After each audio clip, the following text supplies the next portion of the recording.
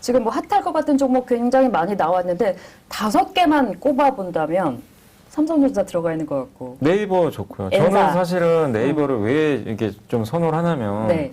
카카오랑 비교를 해서 좀 죄송한데 카카오는 저는 솔직히 그래요. 제 의견은 제발 자회사 상장 안 했으면 좋겠어요. 아, 근데 계속 하잖아요, 지금. 그러니까 왜냐면 그럼 카카오 주주분들은 되게 짜증나요. 그러니까 이제 가치가 떨어지니까. 그게 이번에 카카오페이 상장했잖아요. 네. 카카오페이 상장하면서 제일 수혜 기업이 누구예요?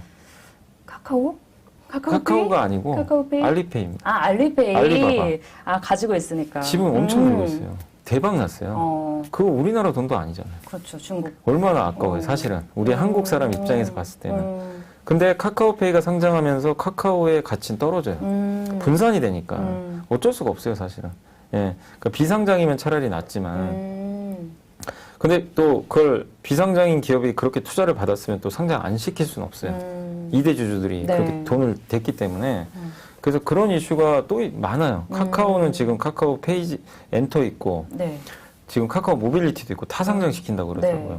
그래서 저는 개인적으로 카카오도 좀 너무 좋아하는 기업인데 너무 상장하는 거 보고 저는 사실 네이버 쪽으로 쉐 선호도를 바꿔버렸어요. 아. 예, 주주 가치를 훼손시키기 때문에. 네. 근데 네이버는 그런 게 없어요. 전혀. 뭐 원래 네이버가 되게 또 조용한 기업이기도 하지만 네. 그 뭐 물적 분할 이슈도 별로 없는 것 같고 이 상장에 대해서 뭐 자회사 상장 얘기가 전혀 안 나옵니다.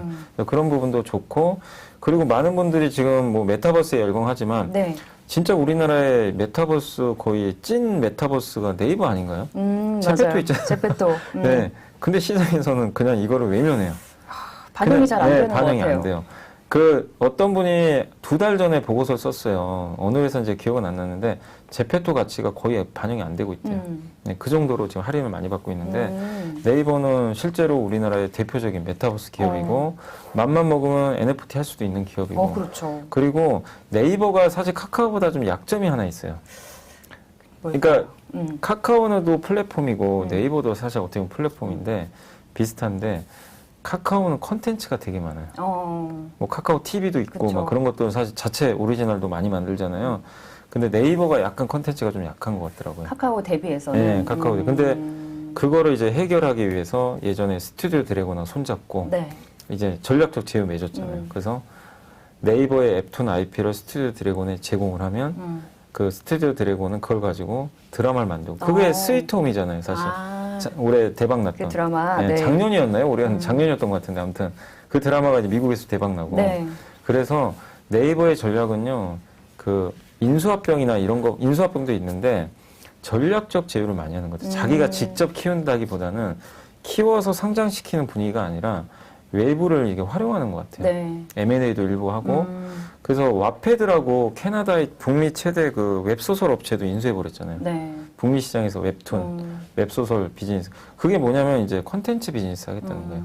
그래서 네이버를 이제 보실 때 여러분이 챙겨보실 거는 얼마만큼 컨텐츠 확장을 할지 그거 하나랑 또 하나가 뭐냐면 그 전자상거래.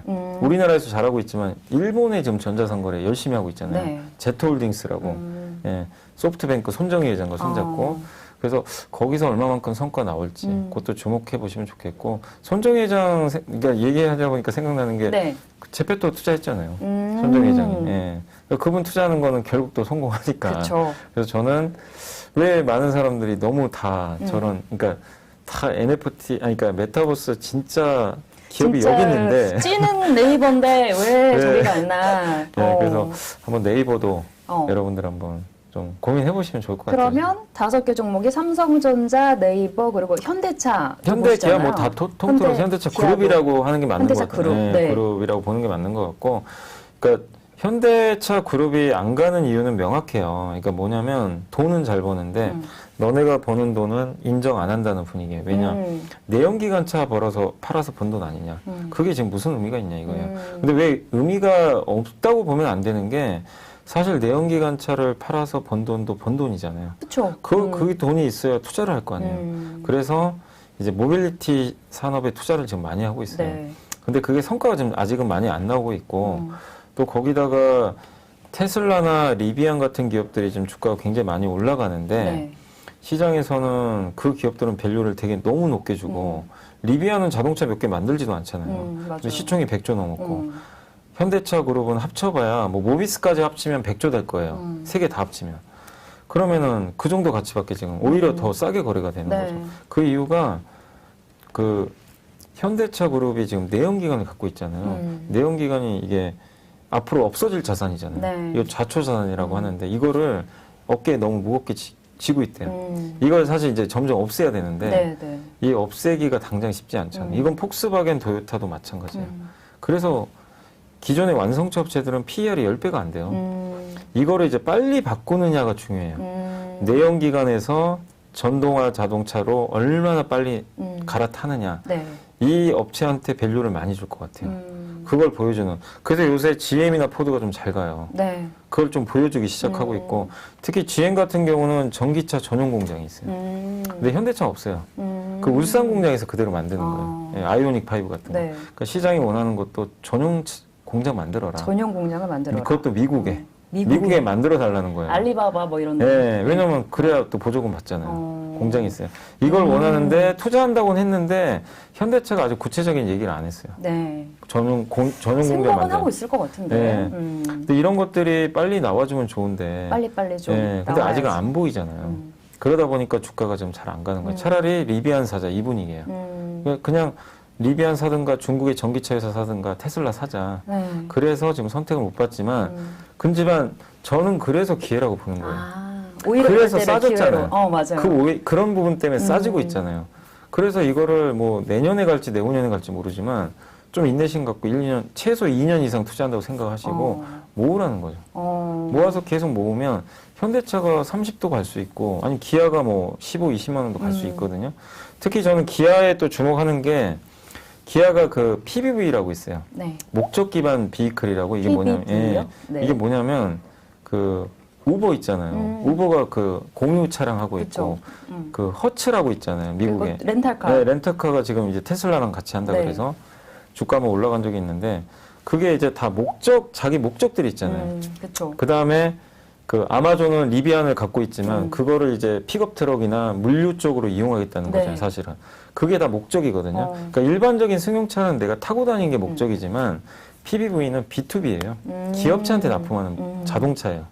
그러니까 예를 들면 아마존이 기아에 딱 가가지고 야 이런 트럭 하나 만들어줘 전기용으로 우리 이거 필요하니까 쿠팡이 야 우리 택배차 만들어줘 쿠팡카. 네 쿠팡카 그걸 이제 주문을 하는 좋은데? 거예요. 그럼 네. 기아가 만들어주는 거예요. 약간 이제 파운드리 같은 거죠. 그거를 기아가 해요. 현대는 안 해요. 근데 이 시장도 꽤 커질 거예요. 그래서 기아 밸류를 지금은 아직 아니니까 근데 이걸 발표를 했어요. 기아가 이미 이렇게 하겠다고 2030년까지. 그러면 그 비즈니스가 어느 시점에서는 잘 되면 그게 주가에 이제 엄청난 모멘텀이 되거든요. 근데 지금 안 보이니까 이제 반영이 안 되는 거예요. 네. 그래서 기아도 이런 그림을 본다라면 아니, 저는 5년이 아니라 10년도 투자해 볼 수 있다고 생각을 해요. 진짜로 큰 그림을 보고. 근데 이걸 믿으시는 분이면 나 기업 투자 못해. 그러면 코덱스 자동차 하면 되죠. 그냥 계속 사는 거예요. 종목을 찾는 게 어려우면 그냥 ETF로. 네, 그것도 하나의 방법이니까. 그러니까, 코덱스 자동차. 네, 그래서 너무 이렇게 좁게 생각 안 하셨으면 좋겠어요, 진짜. 맞네요. 이렇게 말씀 듣다 보니까 진짜 그동안 빛을 못 받은 종목도 너무 많고 또 종목 선정이 어려우면 ETF도 정말 널리고 네, 널렸는데. 많아요. 네. 그러면 삼성전자, 네이버 그리고 현대차, 기아 한 종목 더 꼽아본다면 어떤 종목이 있을까요? 근데 저는 사실 이제 그 여전히 철강주도 좋게 보고 있어요. 그러니까 좀 약간 의외일 수도 있는데 철강은 되게 무겁고 그쵸. 뭐 포스코 현대제철 같은 건데 네. 대부분 관심도 없고 이제 실망도 많이 했어요. 요즘에 너무 묻혀 있어가지고. 너무 그리고 네. 아예 그냥 주가가 너무 많이 빠졌죠. 3조를 벌었는데도 주가 폭락하더라고요. 전 그거 보면서 진짜 우리나라는 좀 너무 심한 것 같다. 인정을 아예 안 하는구나. 숫자가 아무리 지켜도 역성장을 한다고 지금 인정을 하니까. 그러니까 포스코가 4분기에 좀 떨어져요. 3분기보다. 근데 3조를 벌었는데 도대체 얼마를 원하는지 모르겠어요. 4조, 5조를 뭐 벌 수는 없어요.